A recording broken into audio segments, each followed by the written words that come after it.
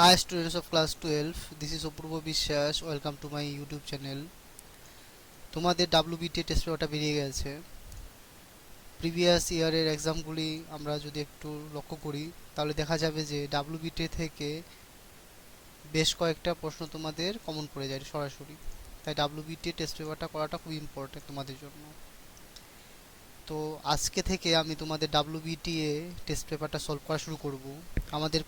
আমার প্রতিটা ভিডিওতে তোমাদের এক একটা স্কুলটা ধরা হবে আর তার সমস্ত প্রশ্নের উত্তর নিয়ে ডিসকাস করা হবে. তো আজকে প্রথম ভিডিও হচ্ছে, আজকে যেই স্কুলটা নিয়ে আলোচনা করছি সেটা হচ্ছে WB model school 1. Model school 1টা নিয়ে আজকে আলোচনা করছি. তো এই জায়গায় প্রথম আমরা MCQ দিয়ে শুরু করব, শর্ট কোশ্চেন্সগুলি দেখব, তারপর গ্রামার, রাইটিং এগুলি নিয়ে সব কিছু নিয়ে ডিসকাস করা হবে. তাহলে চলো দেখি আমাদের প্রথম যেইটা রয়েছে, MCQটা রয়েছে. তোমরা জানো পার্ট বিতে তোমাদের MCQ থাকবে. তো সেটা 1 নম্বর যেটা আছে সেটা আমরা ডিসকাস করছি. এরকম ভিডিও আরও যদি তোমাদের প্রয়োজন হয় তাহলে আমার চ্যানেলের সাথে স্টে করো, সাবস্ক্রাইব, লাইক আর কমেন্ট করতে ভুলবে না. You have an interesting face, I remarked. তোমার একটা ইন্টারেস্টিং ফেস রয়েছে, আমি এটা বললাম.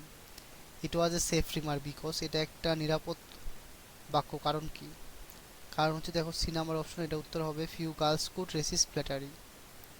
কিছু সংখ্যক ও অল্প সংখ্যক মেয়েরাই তোষামতটাকে অবজ্ঞা করতে পারে. কোনো মেয়েকে যদি তোষামত করা হয় বা প্রেস করা হয় তাহলে সে সহজে এটা অবজ্ঞা করতে পারবে না. তোমরা টেক্সটে পড়েছো, এটাই উত্তর হবে এটার. Jainul Abedin found an ideal helpmate in. Jainul Abedin তার আদর্শ হেল্পমেট কার কাছে পেয়েছিল? আশিয়াম্মা. উত্তর হবে আশিয়াম্মা. তারপর the tsar declare to give. Tsar কি ডিক্লেয়ার করেছিল? রিওয়ার্ড দেবে, পুরস্কার দেবে তার 3টে প্রশ্নের উত্তর পাওয়ার জন্য. Here come someone running. Who comes running?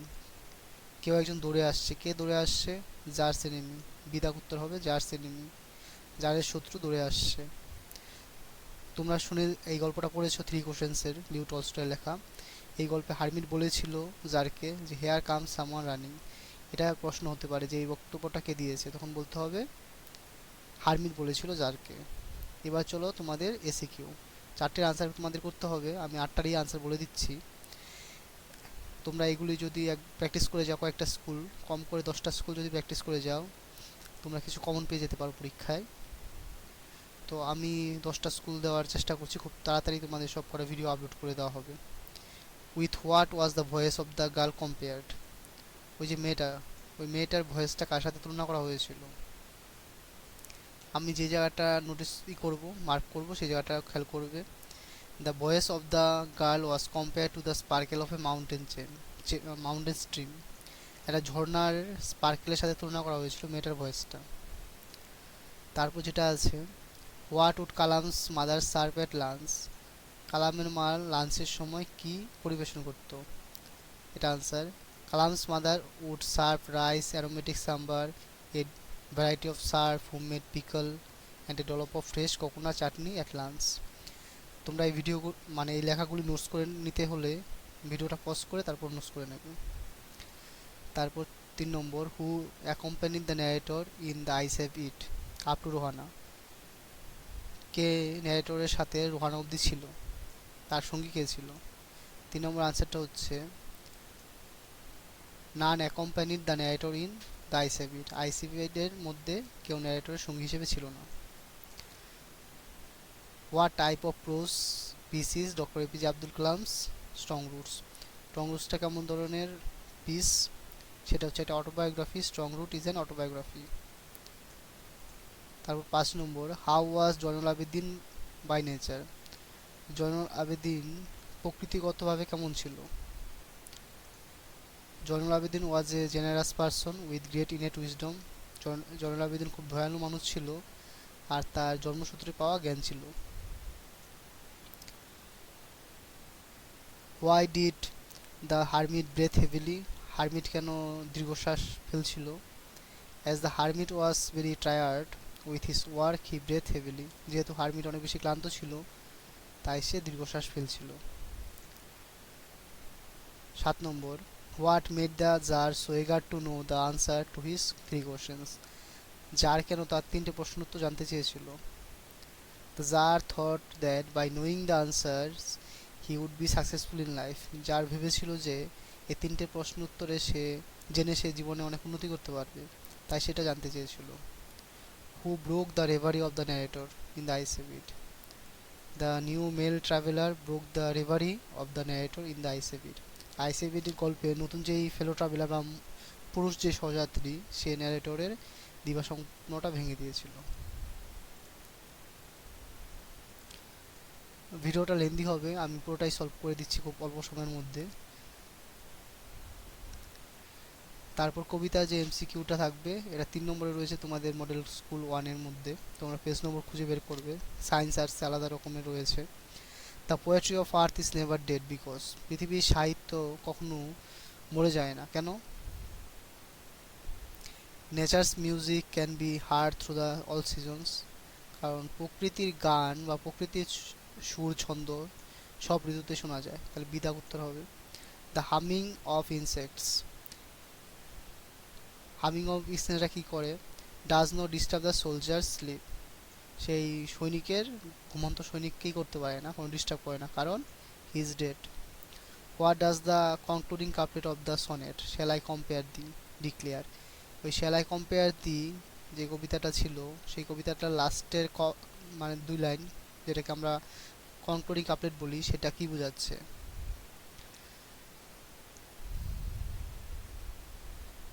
The poet's friend shall remain ever alive, যে কবির বন্ধু সবসময় জীবিত থাকবেন। As long as man can live and see they will read the sonnet and the sonnet will give life to thee, এরকম ছিল। The poetry of earth is ceasing never. What is the meaning of the word ceasing? Ceasing মানে কি? Seizing মানে হচ্ছে ending. পৃথিবীর সাহিত্য কখনো and হবে না, শেষ হবে না, এই জায়গায় সিজিং মানে হচ্ছে এন্ডিং, ডি উত্তর। চলো, এবার রয়েছে 4 নম্বর, যেটা কবিতার এসে Q. Who is compare to a summer's day? কাকে সামার্স ডের সাথে তুলনা করা হয়েছে? The poet's young friend is compare to a summer's day, কবির কোনো যুবক বন্ধুকে সামার্স ডের সাথে তুলনা করা হয়েছে। What shall not death break in the to summer's day, এই জায়গাটা একটু ভুল রয়েছে, তোমরা এটা কারেকশন করে নেবে। What shall not death break in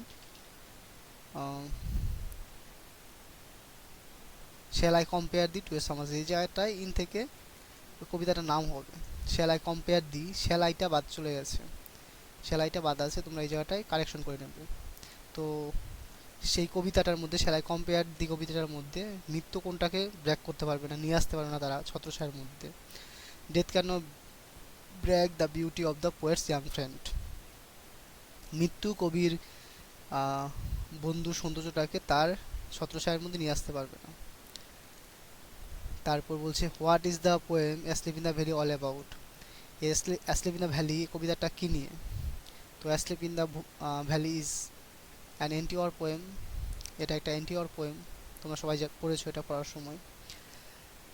where was the grasshopper seen in summer? এই গ্রাস সুপারকে কোথায় দেখা যায় গ্রীষ্মকালে? The grasshopper was seen from hedge to hedge, গ্রাস সুপারটাকে হেজ টু হেজে দেখা যায়, কারণ সে আনন্দ দিয়ে একটা হেজ থেকে আরেকটা হেজে গান গাইতে শুরু করে। তারপর 5 নম্বর, দেখি কোশ্চেন্সটা কি আছে। What type of sonnet is the poetry of earth? Poetry of earth একটা পেট্রাকান সনেট।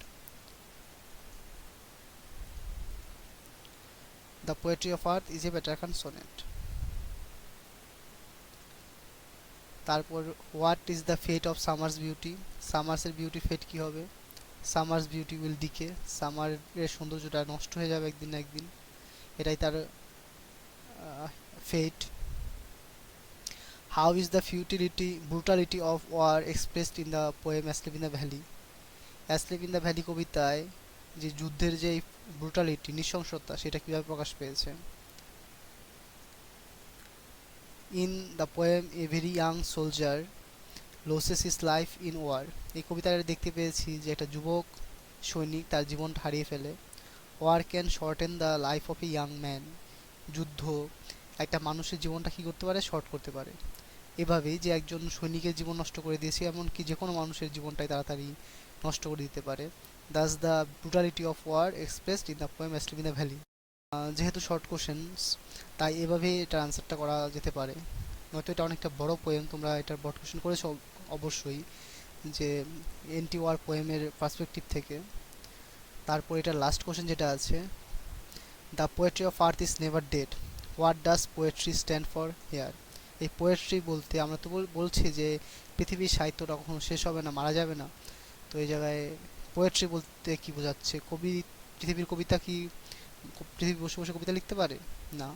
পৃথিবী কি করে? Here poetry stands for the musical sound of nature. এই জায়গায় কবিতা বলতে পৃথিবীর যে মিউজিক্যাল সাউন্ড আছে এটাই বোঝানো হয়েছে। এই কবিতাটা আমি অলরেডি দিয়ে দিয়েছি, তোমরা দেখে নিতে পারো। আর তারপরে যদি কোথাও সমস্যা হয় তোমরা অবশ্যই কমেন্ট করো, আমি সবগুলি সলভ করার চেষ্টা করব। চলো, এটা হচ্ছে drama.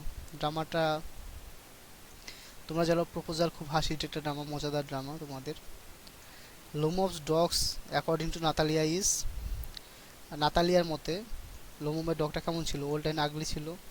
The name of Natalia's dog is, নাতালিয়ার পুরো নাম কি? স্কুইজার। আর লোমোমের নামটা কি ছিল পরে? গেস। মনে রাখবে সব এক্সট্রা ইনফরমেশন যেটা দিয়ে দিচ্ছি। What is the subject of first argument between Lomov and Natalia? Lomov আর নাতালিয়ার মধ্যে প্রথম আর্গুমেন্টটা কী নিয়ে হচ্ছিল? অক্সিমিডস নিয়ে হয়েছিল, Oxen Meadows. Chubukov wants to shoot Lomov like a partridge, সে প্যাট্রিসের মতো গুলি করে লোমোভকে মারতে চেয়েছিল।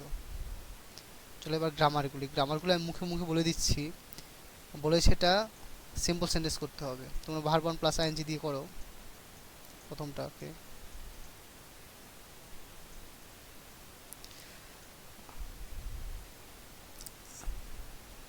Being faint with the hot sun, they hide in cooling trees. দে যায় তোমরা বার্ডস লিখতে পারো। Being faint with hot sun, the birds hide in cooling trees. সেই উষ্ণ সূর্যের উত্তাপে তারা ক্লান্ত হয়ে গিয়ে তারা ঠান্ডা গাছের নিচে বিশ্রাম নেয়। The poetry of earth is never dead, এটাকে অ্যাফার্মেটিভ করতে হবে। The poetry of earth is always alive, poetry of লাইফটা সবসময় জীবিত থাকে, এটার উল্টোটা। তোমরা কি করলে নেভারের পরিবর্তে করলে অলওয়েজ, আর ডেট মানে মৃত, তার অপোজিট শব্দ দিলে alive. Then I made a mistake, দেনটা দেনের মতো রেখে দাও বা তুমি ভার্বের পরেও বসাতে পারো। Then a mistake was made by me, অবজেক্টটা হচ্ছে এ মিস্টেক, সাবজেক্ট হয়ে গেল a mistake, auxiliary verb made আছে মানে ভার্ব টু, তাই ওয়াজ হলো। A mistake was made by me. তোমাদের গ্রামার আশা করছি তোমরা বুঝতে পারছো। যদি সমস্যা হয় তাহলে বলবে, আমি ডিটেল বলে দেবো কমেন্ট বক্সে। He rest at ease beneath some present weed, এটা ইজ রয়েছে, ইজটা আমাদের ব্যবহার করতে হবে কি? নাউন হিসেবে। তো এই যে আমাদের ইজিলির ইউজ করতে হবে অ্যাডভার্ব। তো ইজের অ্যাডভার্ব হচ্ছে easily. He rest easily beneath some present weed. Seeing the tsar, he greeted him, এটা কমপ্লেক্স করতে হবে, তোমরা হোয়েন দিয়ে করো।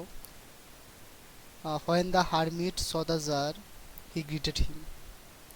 When the hermit saw the tsar, he greeted হিম।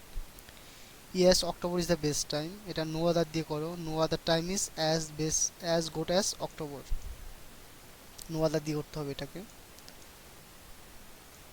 এগুলি সবই তোমাদের জানা গ্রামার, তাই আমি একটু স্পিডেই বলে দিলাম। তোমাদের সমস্যা হলে বলবে কমেন্টে, আমি ডিটেল বলে দেবো। I had the 10 compartment to myself up to Rohana. Then a girl got in, তারপর একটা মেয়ে ট্রেনে উঠলো।